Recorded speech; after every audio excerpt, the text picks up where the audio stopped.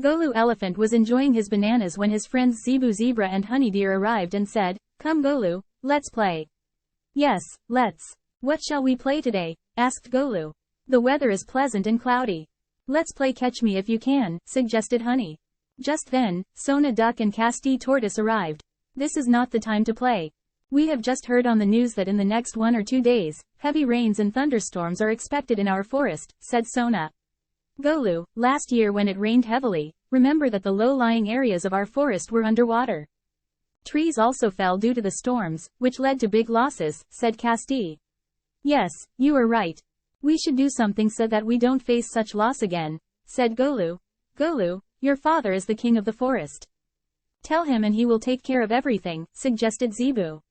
"That's the problem. He has some work and is not in the forest for a few days," Golu replied. "Now what can we do?" asked Honey, worried. "We will definitely do something," said Golu. "Let's go to Prime Minister Gingy Rhino." They all went immediately to Gingy. "Gingy uncle," began Golu. "Heavy rains and thunderstorms are expected in our forest." "How do you know?" asked Gingy, looking at the clouds with a worried look. "It was on the news a while ago," Sona said. Before Gingy could think of anything, Golu said, "Uncle, shall we set up relief camps in the upper areas of the forest and shift the residents of the lower areas there to safeguard them?" "That's a very good idea. I will get people working on it immediately," Gingy said.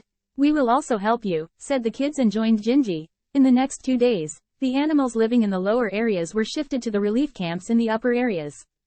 Golu and his friends helped Gingy a lot. By the time the job was done, it had started to drizzle. Soon, the drizzle became a heavy shower.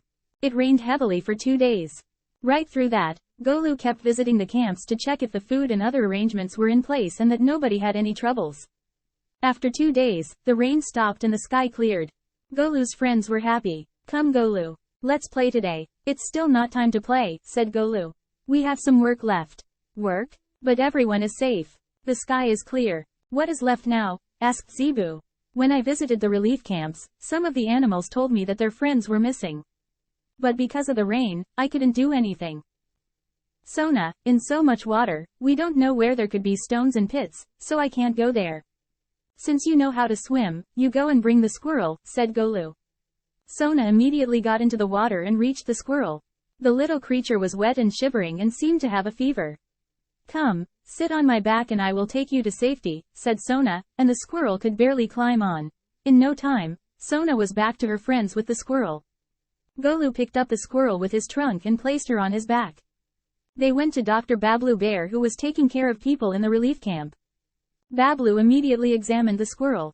"There is no need to worry. She has a fever because she got wet. And because she has had no food or water.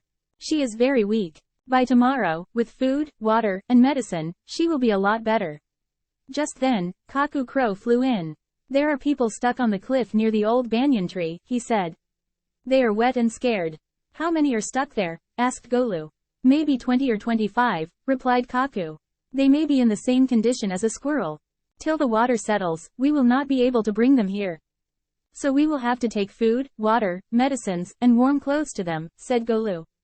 Immediately, the eagles and crows took those items to the people on the cliff. That was a huge relief to those who were stuck. For the next 3 or 4 days, Golu made sure that food items were sent to the cliff regularly.